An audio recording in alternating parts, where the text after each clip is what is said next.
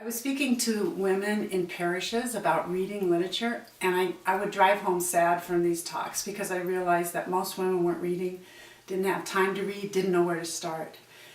And I felt sad because I realized that I was sort of in the same boat, because without help from others, I really, even though I have a lot of books on my shelves, it's hard to be consistent with that. And I met with my daughter and my daughter-in-law, who were new mothers at the time, and they also felt this need to meet with other women in a meaningful way, in a way that was more than just talking about children. And so from this starting point, we saw that our hearts had a need to be together in a way that educated our hearts, like Father Giussani has taught us. He's taught us not only to follow our hearts, but that our hearts need to be educated and to become more human. And so in looking at Pope John Paul's letter to women and in trying to figure out how to gather books together and categorize them, Pope John Paul speaks to women in their various capacities. Thank you, women who are mothers. Thank you, women who are daughters, and women who are workers and teachers and contemplatives and sisters and friends. And so those became the categories for the years. And we arranged the book in those categories. Year of the mother, year of daughter, year of teacher, worker. And we arranged the books that way, and we started to meet together monthly to read these books and discuss these books. My daughter started a group in St. Paul, Minnesota. I started a group with 20 women in my living room. And my friend Laura started a group in St. Cloud. And then we had a conference, and from there it's really mushroomed. And now there are 91 groups across 27 states and 3 countries. So it's really been something to follow, because it's like, what are you doing, Lord? What is this about? Well, women are responding, it seems, to this same need that I have.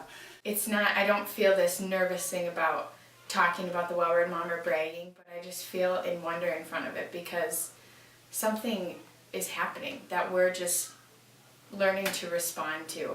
It's not this big effort or project we're making. It's really something for me that I'm learning what it means to follow in this. And we met with our friend Lele, and he was really helpful in correcting us, which was, you know, what does this have to do with Christ? And are you following the women's needs? Why are women responding to this? And that has been something interesting. It's not, we don't want to create a program or a curriculum or different publications, but we want to respond to a need that is clearly there with hundreds of women. So it is an education and learning to follow what is alive and happening. At one of our family vacations on Father Giussani's friends, and he talks about Lil Party being one of his friends and Pavese being another one of his friends. And I'm so grateful to read these good books, and to read them with other women, but really to understand how these authors are my friends, because they know my heart in a way that I don't know it, that I'm discovering it. And it's really exciting. And it just helps me to see, like I notice that when I'm not engaged in one of these great works, I'm not as aware of like the greatness of my life and the greatness of my desire and the drama of everything that's present and like the little everyday things with my kids and with my husband. In the group with these women, like Beth said, they're not women who normally I'd have such engaging conversations with, but this gives us something really real to talk about, and because it's our heart, we're talking about the most real things that are brought to us in these great works. Being an English major, I've read most of these works before, but I think the movement has made all things new for me, and I was able to look at these works and these people in completely different eyes than I did in school. I could feel their humanity and feel my own humanity. I could feel this connection with them that I never did before, and I really think that reading these works of literature help you just come to know yourself more, come to know humanity more, come to understand everyone's journey is more or less the same.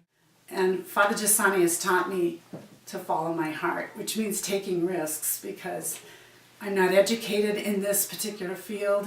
I have every reason to think that this wouldn't be what I should do, but my heart has been so strong in this desire to be accompanied and to see women read. It's kind of crazy, but I'm grateful to be able to take risks in my life because of this friendship, to take risks that I wouldn't allow myself to take otherwise, but because of this friendship, it's possible to take risks. Because there's a people whose hearts are like mine. And I'm thankful for this opportunity. Thank you.